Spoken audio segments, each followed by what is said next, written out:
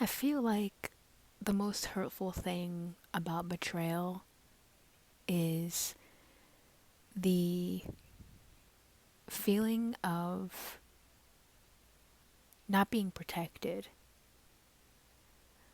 the feeling of not being considered in that sense of lack of protection. It's the alienation of betrayal that really makes it sting. Because before the betrayal, there's a sense of connection, there's a sense of unspoken alliance or allegiance, there's a sense of what you believe to be mutual understanding, even if it's unspoken. But when betrayal hits and betrayal comes into the picture, deception, lies, manipulation, that's when it becomes, oh, you feel it in your heart. You feel it in your chest. You feel it in your throat. Because it's not just about what happened, it's about how it made you feel. And, in my life, I've been through so many betrayals. And people would even say, I could even say I've betrayed people in certain ways, right? I'm not saying I'm perfect. But I think it's also about what you do after the betrayal. Do you change? Do you try to be better? Do you not change? Do you not try to be better?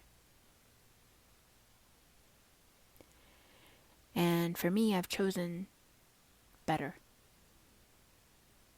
I've chosen me.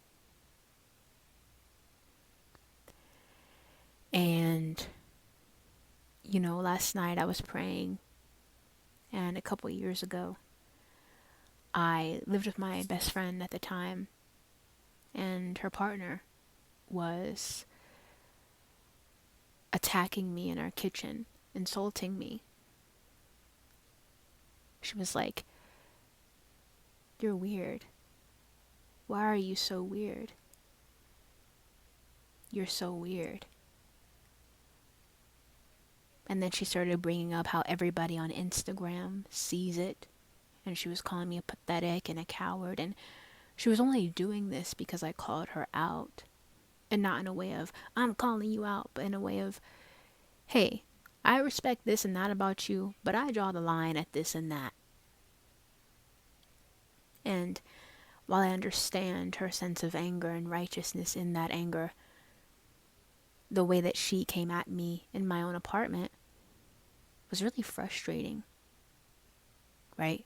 That feeling of disrespect comes up. Like, how dare she disrespect me? How dare she come in my house and do that? How dare she? You. Who do you think you are? Right?